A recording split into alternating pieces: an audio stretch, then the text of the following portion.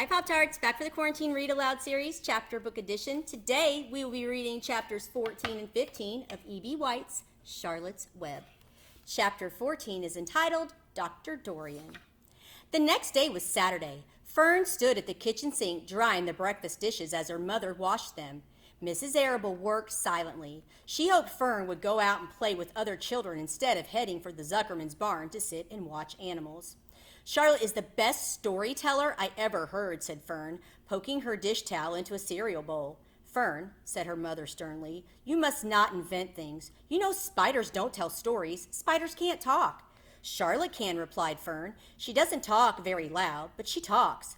What kind of story did she tell? Asked Mrs. Arable. Well, began Fern, she told us about a cousin of hers who caught a fish in her web. Don't you think that's fascinating? Fern, dear, how would a fish get in a spider's web? Said Mrs. Arable. You know it couldn't happen. You're making this up.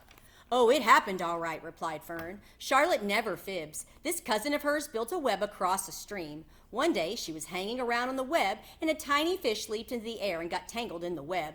The fish was caught by one fin. Mother, its tail was wildly thrashing and shining in the sun. Can't you just see the web sagging dangerously under the weight of the fish? Charlotte's cousin kept slipping in, dodging out, and she was beaten mercilessly over the head by the wildly thrashing fish, dancing in, dancing out, throwing. Fern, snapped her mother, stop it. Stop inventing these wild tales. I'm not inventing, said Fern. Fern, I'm just telling you the facts. What finally happened? Asked her mother, whose curiosity began to get the better of her. Charlotte's cousin won. She wrapped the fish up, then she ate him when she got good and ready. Spiders have to eat.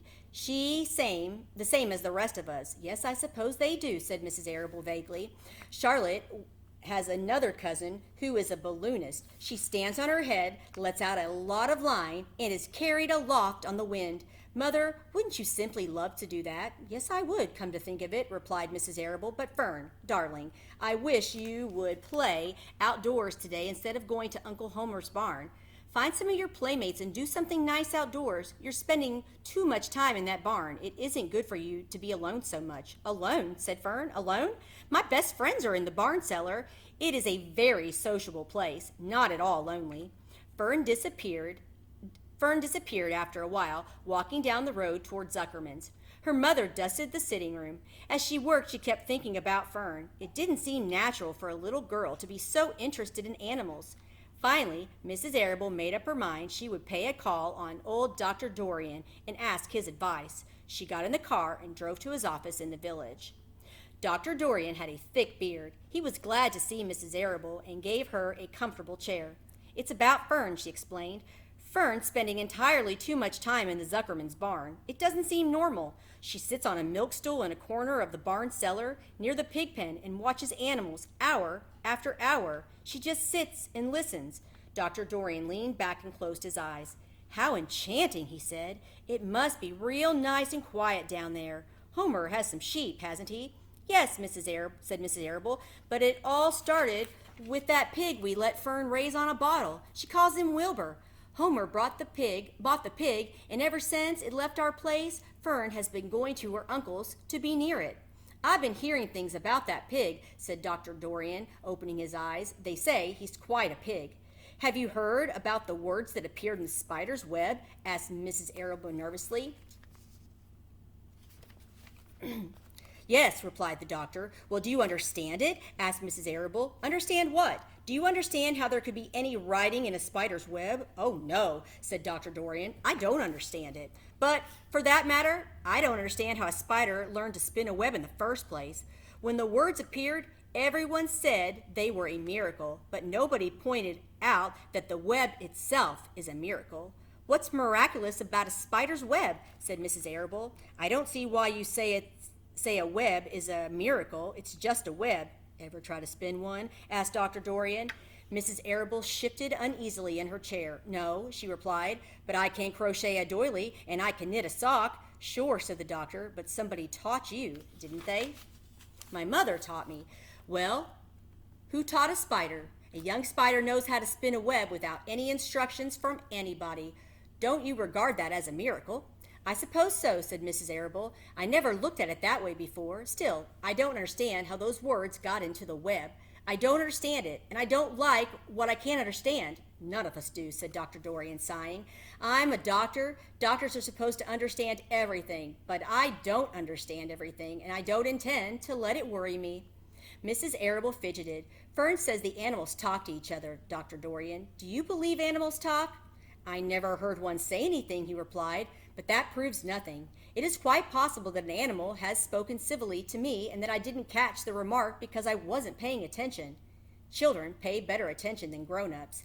If Fern says that the animals in Zuckerman's barn talk, I'm quite ready to believe her. Perhaps if people talked less, animals would talk more. Remember that. People are incessant talkers. I can give you my word on that. Well, I feel better about Fern, said Mrs. Arable.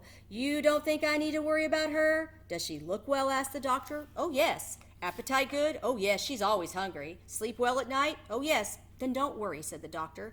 Do you think she'll ever start thinking about something besides pigs and sheep and geese and spiders? How old is Fern? She's 8. Well, said Dr. Dorian, I think she will always love animals, but I doubt that she spends her entire life in Homer Zuckerman's barn cellar. How about boys? Does she know any boys? She knows Henry Fussy, said Mrs. Arable brightly. Dr. Dorian closed his eyes again and went into deep thought. Henry Fussy, he mumbled.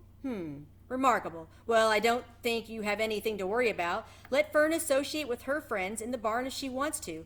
I would say, offhand, that spiders and pigs were fully as interesting as Henry Fussy. Yet, I predict that the day will come when even Henry Fussy will drop some chance remark that catches Fern's attention.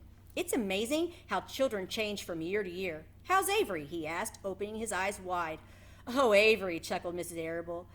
Avery is always fine, of course. He gets into poison ivy and gets stung by wasps and bees and brings frogs and snakes home and breaks everything he lays his hands on. He's fine.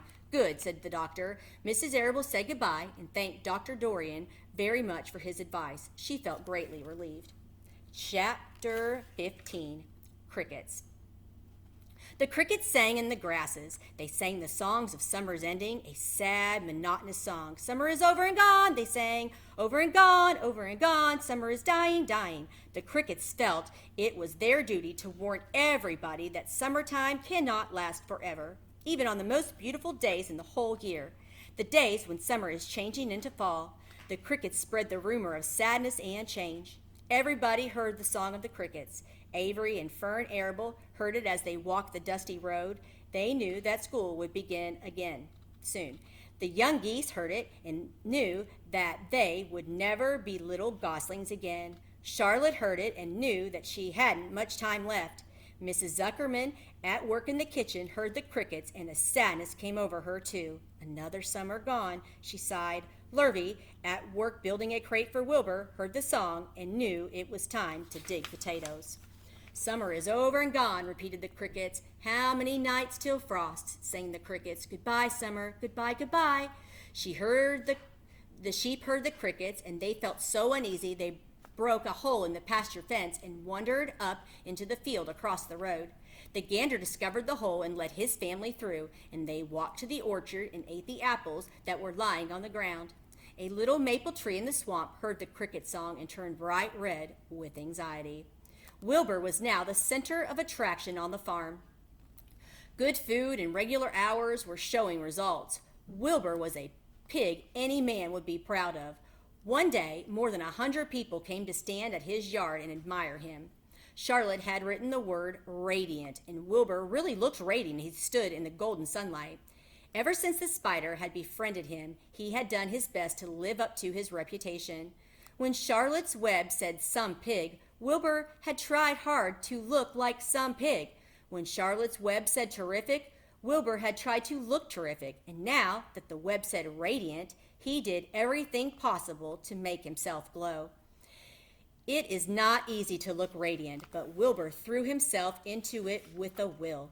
He would turn his head slightly and blink his long eyelashes. Then he would breathe deeply. And when his audience grew bored, he would spring into the air and do a backflip with a half twist. At this, the crowd would yell and cheer. How's that for a pig? Mr. Zuckerman would ask, well pleased with himself. That pig is radiant. Some of Wilbur's friends in the barn worried for fear all this attention would go to his head and make him stuck up, but it never did. Wilbur was modest. Fame did not spoil him. Still, he worried some about the future, as he could hardly believe that a mere spider would be able to save his life. Sometimes at night, he would have a bad dream. He would dream that men were coming to get him with knives and guns, but that was only a dream. In the daytime, Wilbur usually felt happy and confident. No pig ever had truer friends, and he realized that friendship is one of the most satisfying things in the world. Even the song of crickets did not make Wilbur too sad. He knew it was almost time for the county fair, and he was looking forward to the trip. If he could distinguish himself at the fair and maybe win some prize money, he was sure Zuckerman would let him live. Charlotte had worries of her own, but she kept quiet about them. One morning, Wilbur asked her about the fair. "You're going with me, aren't you, Charlotte?" he said. "Well, I don't know," replied Charlotte. "The fair comes at a bad time for me. I shall find it inconvenient to leave home, even for a few days." "Why?" asked Wilbur. "Oh, I just don't feel like leaving my web. Too much going on around here." "Please come with me," begged Wilbur. "I need you, Charlotte. I can't stand going to the fair without you. You've just got to come." "No," said Charlotte. "I believe I'd better stay home and see if I can get some work done." "What kind of work?" said Wilbur. "Egg laying. It's time I made an egg sack and filled it with eggs." "I didn't know you could lay eggs," said Wilbur in amazement. "Oh, sure," said the spider. "I'm versatile." "What does versatile mean? Full of eggs?" asked Wilbur. "Certainly not," said Charlotte. "Versatile means I can turn with ease from one thing to another. It means I don't have to limit my activities to spinning and trapping and stunts like that." "Why don't you come with me to the fairgrounds and lay your eggs there?" pleaded Wilbur. "It would be wonderful fun." Charlotte gave her web a twitch and moodily watched it sway. "I'm afraid not," she said. "You don't know the first thing about egg laying, Wilbur. I can't arrange my family duties to suit the management of the county fair. When I get ready to lay eggs, I have to lay eggs, fair or no fair. However, I don't want you to worry about it. You might lose weight. We'll leave it this way. I'll come to the fair if I possibly can." "Oh, good," said Wilbur. "I knew you wouldn't forsake me just when I need you the most." All that day, Wilbur stayed inside, taking life easy in the straw. Charlotte rested and ate a grasshopper. She knew that she couldn't help Wilbur much longer. In a few days, she would have to drop everything and build the beautiful little sack that would hold her eggs. And we'll see you back next time for chapter 16 and 17. Bye.